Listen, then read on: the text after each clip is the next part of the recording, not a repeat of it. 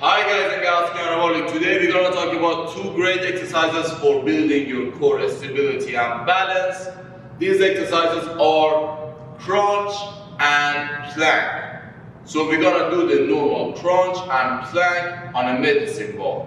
So the difference that it has obviously is going to be with the stability, but you've got to consider that first of all you should have a basic stability to do these exercises. I see a lot of people doing these exercises on a medicine ball, which I'm going to show you how to do them in a few seconds. They do these exercises and they are really having a bad posture, and some of them I even have asked to do them on the ground with no medicine ball, so the stability is more, and they still struggle. So if you lack the basic stability and strength to do this exercise on the ground without any kind of challenging mechanism like medicine ball or anything like that, or even added weight, if you cannot do that on the ground by yourself, you should not do it on a medicine ball. But if doing it on the ground is really easy for you, you should do it on a medicine ball. It's going to be a new challenge. You're not going to lift a lot of weight, but you're really going to be challenged with the stability because your core is going to be constantly activated. Now, there is a difference when it comes to the medicine ball or any other exercises that challenge your core constantly, and that's breathing. Normally, when you're doing any ab exercises, for example the crunch, when you flex the spine, you breathe out, suck the stomach in, and when you're extending the spine or going back, you breathe in. Even a plank done on the ground is a static. When you're doing it on a medicine ball, it's gonna be all contraction. So the stability needed is gonna be a lot more, and you cannot breathe in and out properly. The way you can get away with it and do this exercise perfectly is to breathe in and out really fast. So instead of exhaling and inhaling a lot of air, try to just do it a little bit faster. So when you do not lose that much air and you do not inhale too much air, the core is gonna be constantly activated and you're gonna get the oxygen needed for the exercise as well. So keep that in mind, and of course the degree that you do the exercise or the angle that you do the exercise is gonna be different when you're doing a plank. But anyway, make sure you keep your body straight. First we're gonna start with the plank. I'm gonna show you from the side first. So the first mistake I see people make is they bring the elbow too much back and they just hold this position. You're not using your ab that much. So this is just you holding yourself straight. It's not that much of an ab activation. The second mistake is they bring the elbow too much forward.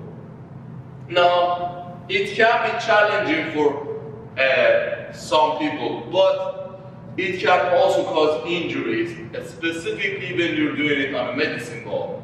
It's gonna be really wobbly and it can cause injuries. So the best way you should position the elbow is a little bit less than 90 degrees or perpendicular to the ground. So it's not gonna be 90 degrees because you're a little bit angled up, but make sure it's perpendicular to the ground so the shoulder is safe. Again, my upper arm is almost perpendicular to the ground. Another mistake I see people make is they bring the hand too much up. Try to push the hand down as well. So do not let it come up, push the hand down. Another mistake that's not just related to this, people also do it on the ground as well, is people push the hip too much up or too much low.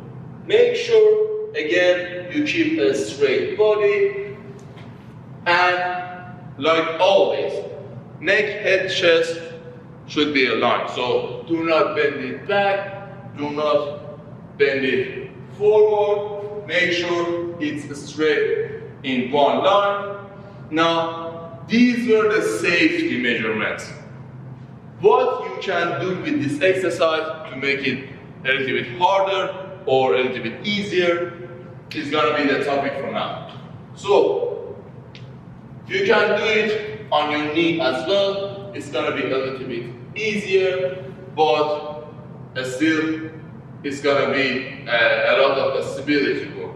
You can do it on your toes. If you want to make it a little bit harder, either bring the toes really close to each other, so do not go wide. When you go wide, the stability is more and it's gonna be easier.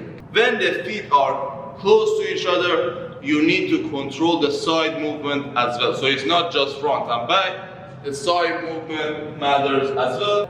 You can also ask somebody to move the ball while you're doing the exercise, or just simply move a little bit your body. So again, you're gonna be challenged. Another thing that you can do, and you really need to be sure that you do it safely, is by rotating the elbow. So if you've got shoulder problem, or if just holding it is already hard, do not do it. But if you can, try to put the elbow here and rotate.